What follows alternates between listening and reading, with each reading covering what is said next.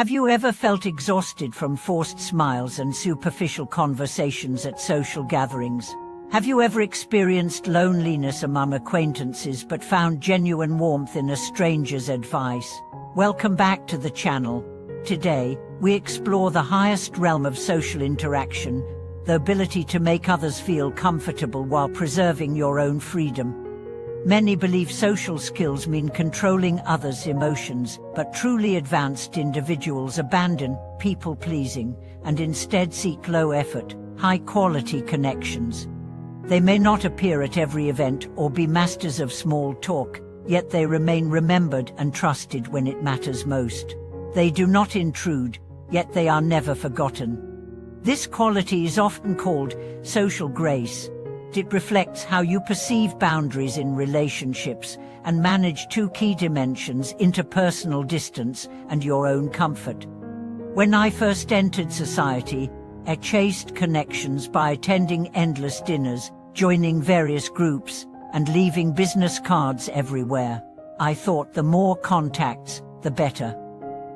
But over time, I realized this indiscriminate network was like a huge fishing net with loose knots, broad but shallow. When in need, these contacts often offered little help beyond polite words. Valuable exchanges were rare. I gradually learned true social power lies not in who knows you but who truly helps you.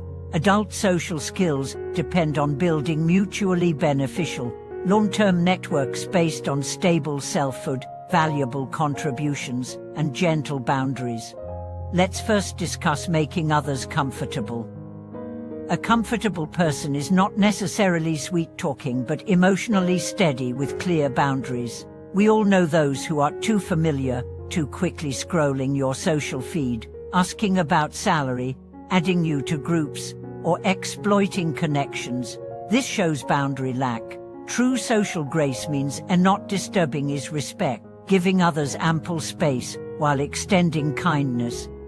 Once, at a conference, I met an investor. We exchanged brief greetings, but I did not rush to at him on social media or send materials. The next day, he messaged me warmly, respecting my pace, which made me more willing to engage deeply. That respect for pace created trust and partnership. Comfort invites closeness, rather than pushing it. Now let's consider keeping yourself free. Advanced socialists avoid being socially shackled, and many treat socializing as a duty, fearing exclusion or being sidelined in groups. But a truly fitting circle is one where you can disappear for a month without being forgotten, where occasional silence is understood. Freedom is not zero contact, but contact without loss of self. It means choosing your circle, rather than being chosen by it. Distance from low-quality interactions makes space for high-quality growth. Sometimes, quiet reading or solo walks are more valuable than awkward, noisy parties.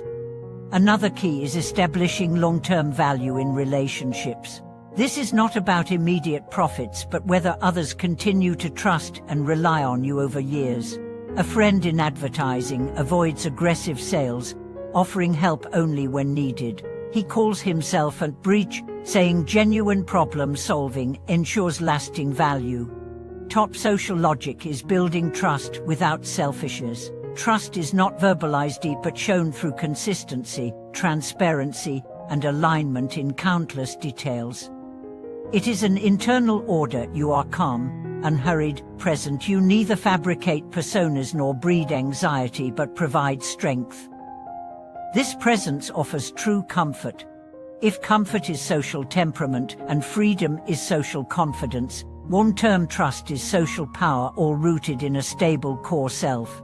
Regardless of external noise, you know who you are, what you want, and what you contribute. No need to fear silence or social quietness, nor strain to impress. By cultivating ability, broadening knowledge, and maintaining emotional boundaries, true connections arise naturally. Unsuitable people and groups drift away quietly. Delving deeper, what do we socialize? I sit for resources, information, emotional support, or belonging. Perhaps all are true, but fundamentally, Socializing is a human desire to be understood and seen. If a relationship lacks these, no matter how frequent or warm, it is a superficial performance. We have all experienced lively gatherings, filled with laughter, yet left feeling empty. Conversely, a half-hour conversation with a truly understanding person can resonate for days. Social essence is spiritual connection, not mere occasions. True social grace means having at least one relationship where you can be unguarded, free from misunderstanding and experimentation. There, you don't need to prove or perform, but simply be vulnerable or imperfect, and still be held.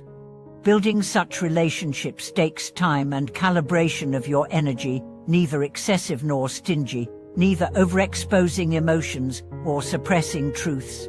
Like a stable generator, you need steady frequency, constant input, and balanced rhythm. Many begin wrongly, over-demanding or over-giving, eventually ruining potential good relationships.